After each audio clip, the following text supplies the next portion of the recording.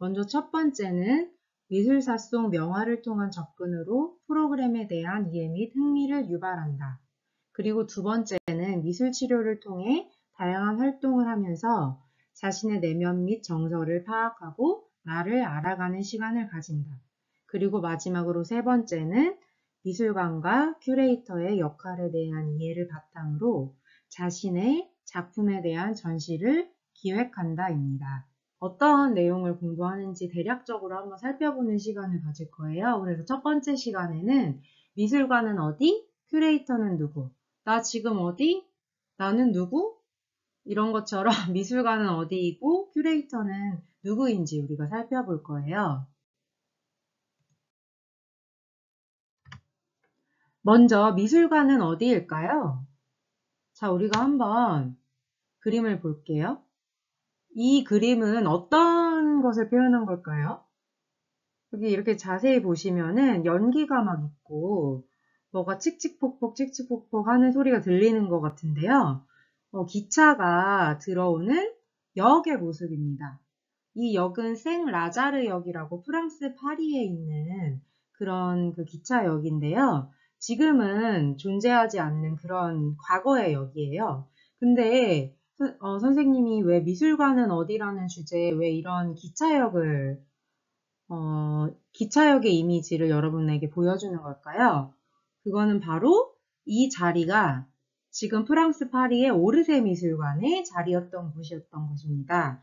그래서 아까 이곳은 바로 오르세 미술관이에요.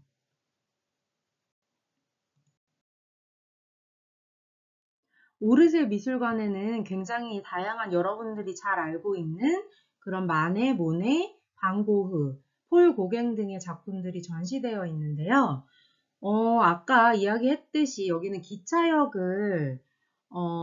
기차역이 미술관이 된 그런 장소이잖아요. 그래서 그것에 대한 간략한 내용이 오른쪽에 보면 여기 코끼리 아저씨들이 이렇게 기차역에서 미술관, 왼쪽에 보이는 오르세 미술관의 내부 전경을 이렇게 공사를 하고 있는 모습이 보이죠? 이 책 같은 경우는 바바의 미술관이라는 어린이를 위한 그런 동화책인데요. 이것은 어린이부터 성인까지 봐도 무관한 굉장히 재미있는 그런 책인데요.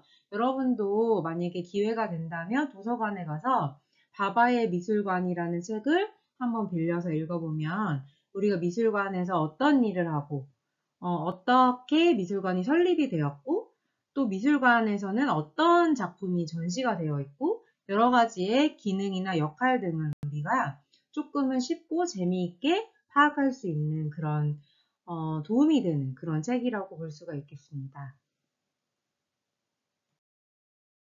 오르세 미술관에 대해서 간략하게 보았는데요. 자세한 건 수업 시간에 하기로 하고요. 간단한 개요를 보면 미술관은 미술품을 진열하고 전시하는 곳이고 박물관은 다양한 분야의 학습 자료를 수집, 연구하고 진열하고 알리는 곳입니다. 그래서 미술관과 박물관의 차이는 뭘까요? 네, 미술관과 박물관은 그 다양한 물품을 전시한다는 의미에서는 비슷해 보이기도 하지만 전시의 대상과 기능 면에서 차이가 있습니다. 즉, 여러분도 잘 알고 있을 것 같은데요. 미술관에서는 주로 미술품을 진열하고요. 박물관에서는 미술품 외에 다양한 유물이라든지 자료 등을 수집하고 연구하는 그런 기관입니다. 그리고 두 번째 주제는 큐레이터는 누구라는 주제인데요. 여기 오른쪽에 그림을 보시면 큐레이터 그 권정민 선생님의 그런 이미지를 제가 여기에다가 실어놨고요. 대림미술관 수석 큐레이터세요. 그래서 여기 이제 미술관에서 직접 기획과 전시를 하는 그런 큐레이터고요. 큐레이터에 대해서 간단하게 알아보면 박물관이나 미술관에서 관람객을 위해 전시회를 기획 및 개최하고 작가의 작품 또는 유물을 구입, 수집, 관리하는 업무를 담당하는 사람을 큐레이터라고 하는데요. 보통 박물관에서는 학예사라고 하고요. 미술관에서는 큐레이터라고 합니다. 한국말로는 큐레이터가 학예사고요. 학예사가 영어로는 큐레이터겠죠. 그래서 많은 사람들이 이제 큐레이터라고 하면 미술관에서 전시를 설명하는 사람이라고 주로 생각을 하는데, 그것은 이제 그 자세히 살펴보겠지만 큐레이터가 하는 일 중에 하나인 것입니다. 그리고 3, 4차시 시간에는 우리가 인상주의를 한번 살펴보고, 신인상주의의 대표적인 기법인 접묘법으로 우리가 표현을 해보는 시간을 가져보도록 하겠습니다. 먼저 인상주의에 대해서 볼 텐데요. 여기 이 오른쪽에 있는 가운데에 있는 이 그림은 그 마네의 풀바디의 점심식사라는 작품입니다. 마네는 인상주의의 그런 그 아버지라고 불리죠. 그래서 인상주의의 선두주자가 됐던 그 모네에게 그런 영향을 준 가장 처음 그 굉장히 파격적인 작품을 그 파리의 살롱전에 출품했다가 이 작품은 낙선이 됐었어요. 하지만 인상주의 화가들에게는 굉장히 중요한 그런 작품이 되는 그런 첫 시발점이 되는 그런 작품이라고 볼 수 있습니다. 이것이 왜 이렇게 논란이 됐고 굉장히 낙선이 되었는지는 수업 시간에 자세히 알아보는 걸로 하겠습니다. 인상주의는 19세기 후반에서 20세기 초 프랑스를 중심으로 일어난 근대 예술 운동의 한 갈래이고요.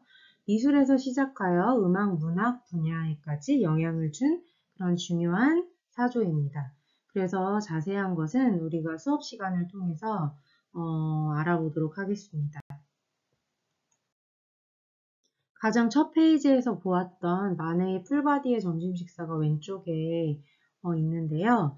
오른쪽 역시 풀바디의 점심식사입니다. 오른쪽의 풀바디의 점심식사는 마네가 아닌 모네가 그린 작품입니다.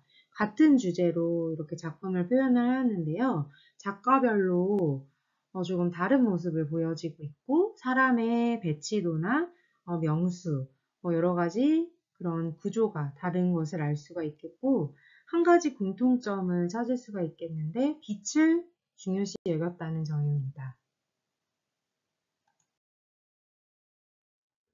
그 인상주의에서 모네는 굉장히 중요한 역할을 하는 그 작가인데요.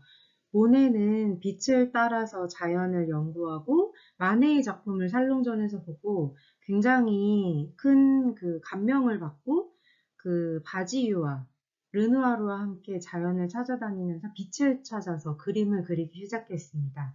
중요한 것은 이 왼쪽에 그 인상주의 빛을 그린 사람들이라는 그 BBC, 영국 BBC 방송국에서 만든 우리가 드라마를 감상하면서 자세하게 재밌게 한번 그 인상주의에 대해서 알아보는 시간을 가져볼 거고요. 오른쪽에 보면 모네의 일출 해돋이라는 작품인데 굉장히 빛이 다양하고 아름답게 그리고 붓터치가 굉장히 어, 강렬하게 표현되어 있음을 볼 수가 있습니다. 이 작품 역시 모네의 작품인데요. 모네는 빛을 따라서 자연과 건물을 연구하고 굉장히 빛과 색을 중요시 여기는 그런 인상주의 화가였는데요. 그 모네의 루앙 성당 연작이라는 작품인데 빛과 시간에 따라서 달라지는 루앙 성당의 모습을 이렇게 분할로 표현을 하고 있습니다.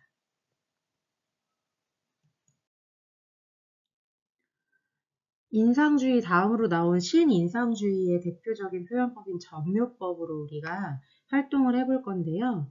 그 이쪽 오른쪽에 보이는 쇠라가 신인상주의의 선구자입니다. 그래서 쇠라의 그랑자트 섬의 일요일 오후라는 작품인데 이 작품은 다양한 그 매체나 CF 등에서도 나온 그런 대표적인 이미지이죠.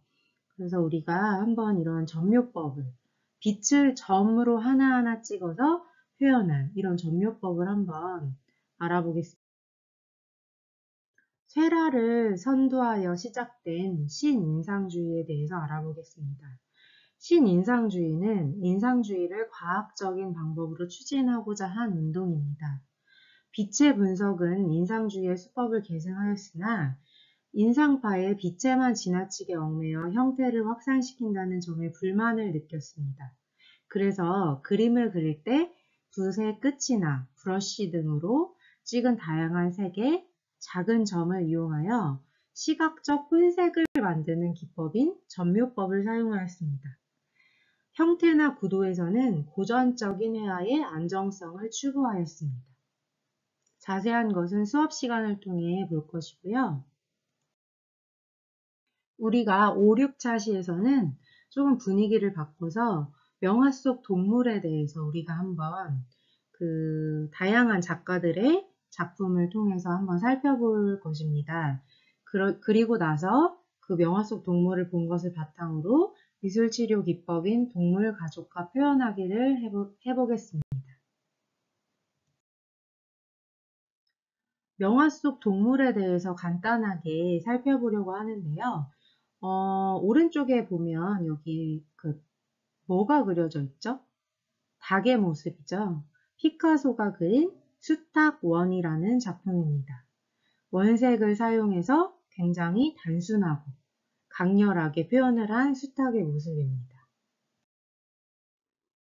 닭에 이어서 고양이도 한번 보겠는데요.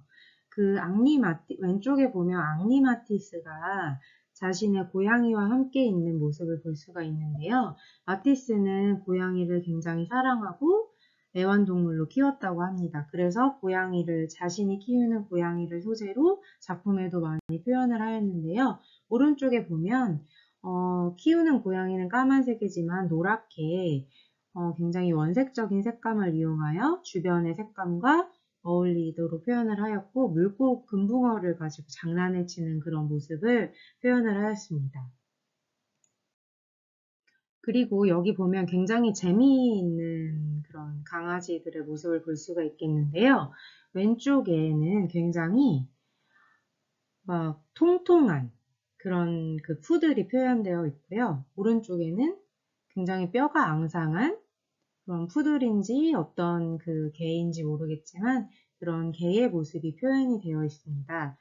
이렇게 바로 그 이미지 위에 그 작가들의 모습이 표현이 되어 있는데요.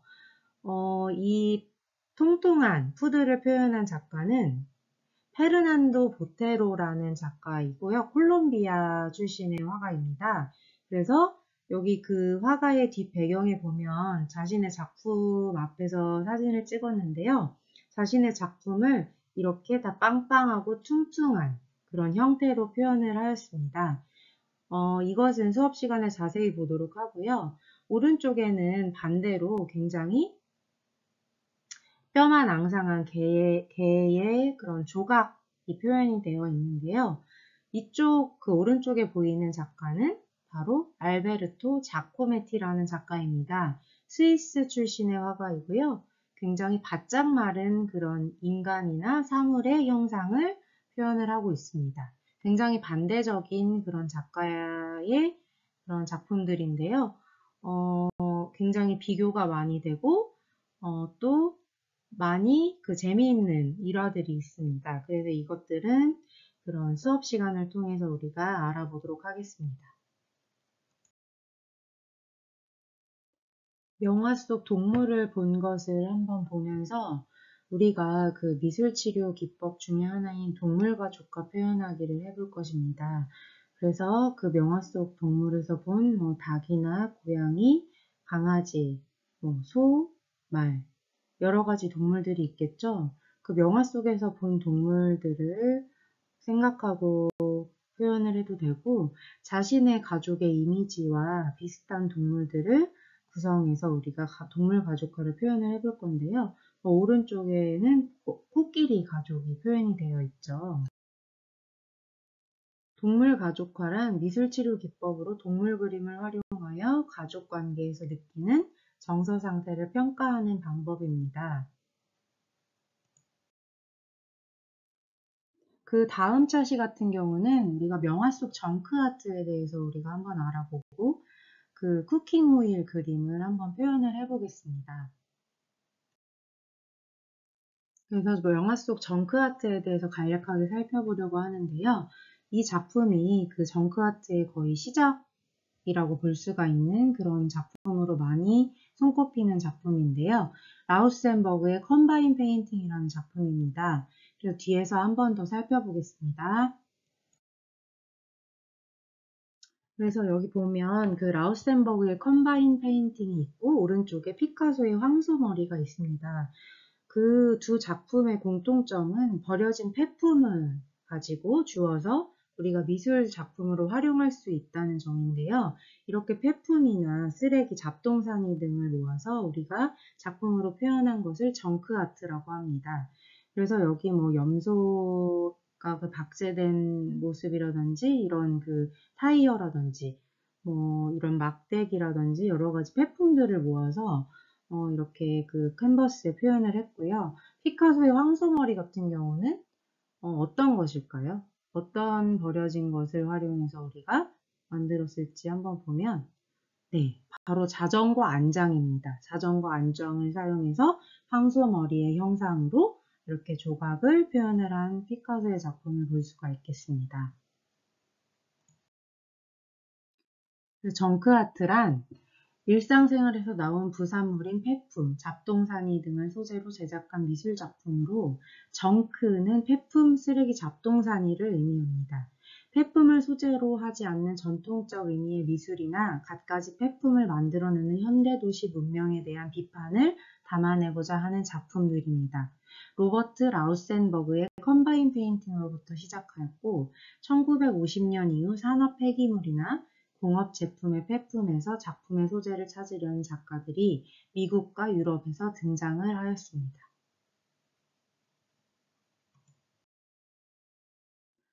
그래서 정크아트를 우리가 살펴본 후에 우리가 요리할 때 쓰이는 그 쿠킹 오일을 가지고 재료를 가지고 우리가 정크아트를 한번 재현을 해보려고 하는데요.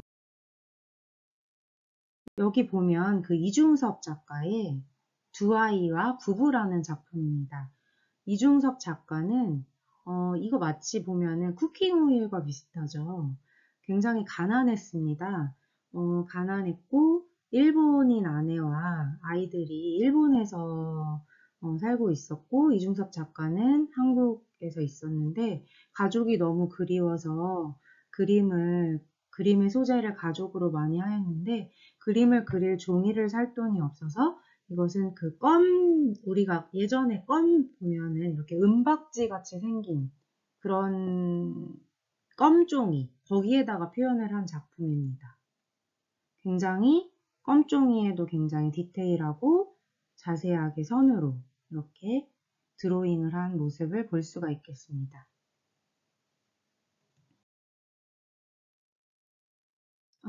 그리고 지금부터 보는 작품들은 제가 다른 중학교에서 수업을 했을 때 거기 학생들이 이렇게 표현을 한 작품 중에 인상 깊었던 작품을 한번 이미지로 여러분들께 보여드리려고 가지고 왔는데요. 먹을 것을 표현한 작품인데 여기 이제 그 학생들이 여기다 그림을 그리고 여기다가 왜 이 그림을 표현하였는지 여기 포스트잇에 작성을 하였습니다. 그래서 재미있었던 것은 거의 우리가 김밥을 은박지에 싸주시잖아요. 식당에 이제 그 이모들이. 그래서 김밥이 생각나서 이렇게 간략하게 김밥에 이런 동그란 형상을 표현하는데 너무 재밌었고요.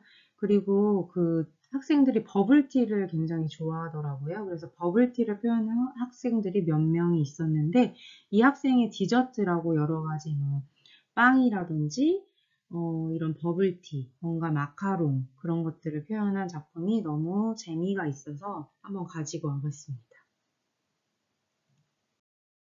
그리고 이 작품 역시 그 같은 중학교의 학생이 표현을 한 건데요.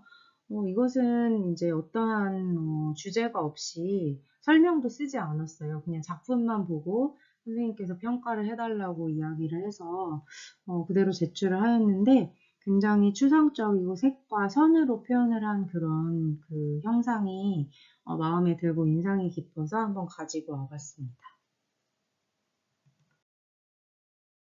그리고 쿠킹 호일 작품 중에 이렇게 반짝반짝거리는 소재를 가지고 표현을 한 학생들이 있었는데 호일을 구겨서 다시 피면 조금 더 반짝거리는 효과가 난다고 이렇게 생각을 했고 이렇게 불꽃놀이라든지 보석들을 그 구겨진 종이 그 쿠킹 호일 위에 표현을 하였습니다. 이 두 작품 역시 굉장히 열심히 표현을 하였고 굉장히 작품성이 돋보여서 한번 가지고 와봤습니다.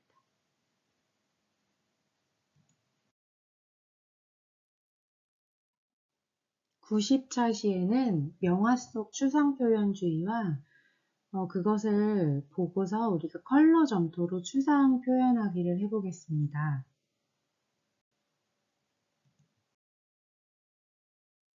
먼저 명화 속 추상 표현주의에 대해서 알아보겠는데요. 오른쪽 그 사진에 보면 그 잭슨 폴록, 미국의 작가인데요. 액션 페인팅 하는 모습이 표현이 되어 있습니다. 흩치고 뿌리고 칠하다라는 주의의 액션 페인팅은 그 미국의 추상 표현주의의 선두자인 잭슨 폴록에 의해서 시작이 되었는데요. 우리가 이것은 자세하게 수업 시간에 살펴보겠습니다. 우리가 앞에서 본 잭슨 폴록과 같은 추상표현주의가 나오기 전까지는 이렇게 구상화라고 해서 사진처럼 그대로 표현을 하든지 굉장히 디테일하게 표현을 하는 그런 작품들이 주를 이루고 있었습니다.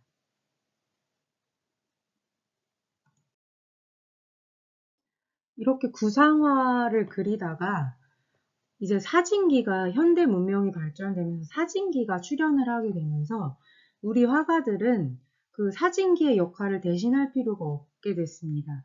예전에 그 르네상스 시대라든지 그 우리나라도 조선 시대에 이제 왕의 모습을 표현한다든지 그런 초상화를 표현을 한다든지 이런 역할이 말하자면 그 지금의 증명사진 역할을 했던 거죠. 사진기의 역할을 대신하던 화가들의 그런 역할이 사실 사진기가 나오면서 그렇게 하지 않아도 되는 그런 상황이 되어버린 겁니다. 그래서 자꾸 그 작가들도 작품에 대해서 자꾸 연구를 하고 그걸 그대로 표현하지 않고 자꾸 자신만의 철학을 넣어서 표현을 하는 그런 생각을 하게 되면서 추상화가 발전을 하게 됩니다.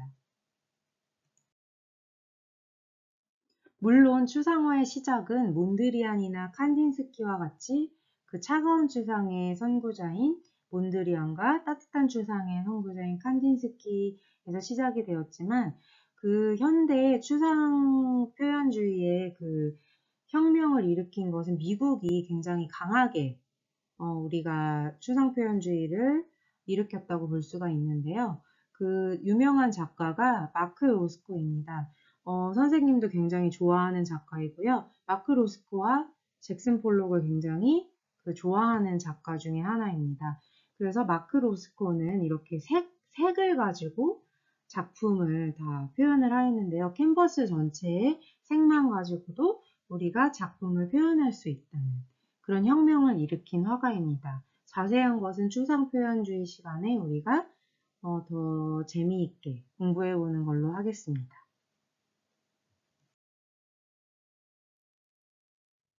그래서 정리를 해보면 추상표현주의는 2차 세계대전 이후 미국에서 일어난 추상미술입니다.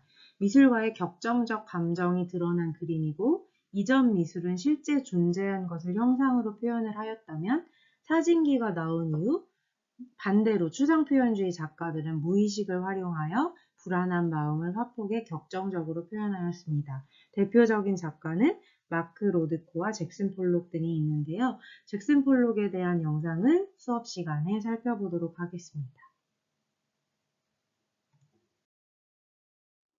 추상표현주의를 본 것을 바탕으로 우리가 어릴 때 많이 가지고 놀았던 컬러 점토로 우리가 추상 표현을 해보겠는데요.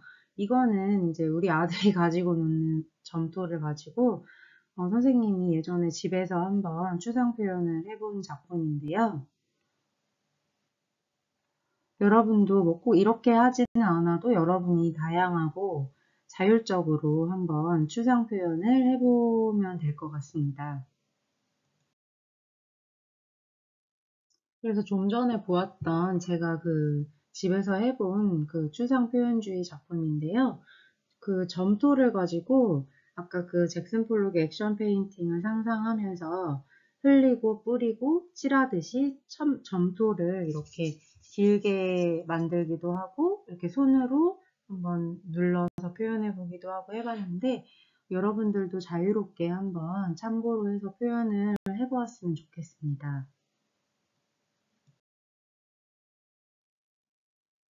그 다음 차시의 주제는 명화 속 심리적 갈등인데요. 명화 속 심리적 갈등에 대해서 한번 살펴보고 구분할 통합회화법, 미술치료 기법인데요. 우리의 심리적 갈등을 9분할로 나누어서 한번 표현을 해보는 시간을 가져보겠습니다.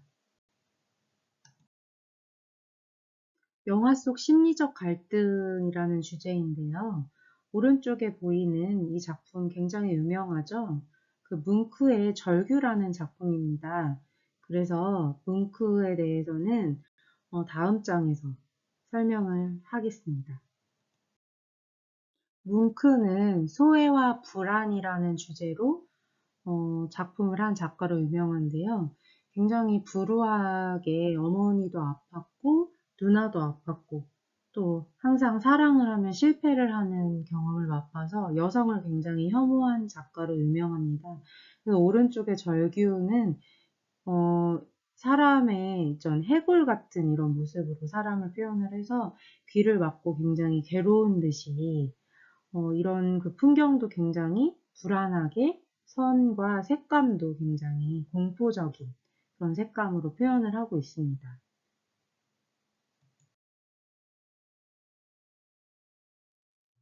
뭉크에 이어서 그 심리적 갈등의 주인공은 바로 반고흐와 폴 고갱입니다. 어, 이미 여러분들이 알고 있는 학생들도 굉장히 많이 있을 것 같은데요. 반고흐와 폴 고갱은 고흐가 살고 있는 아르에서 60일간 함께 지내면서 둘의 그런 우정과 또 악연이 되는 그런 이야기가 있습니다. 그래서 반고흐는 폴 고갱의 그런 행동과 말 한마디로 인해서 귀를 잘라버리는 극단적인 행동을 시도하였죠. 이제 자세한 내용은 우리가 수업 시간을 통해서 우리가 살펴볼 것이고요.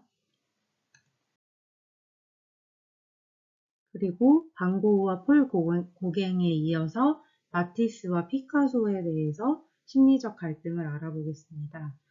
그 마티스와 피카소는 연령대도 다르고 마티스가 더 보기에도 나이가 많아 보이죠.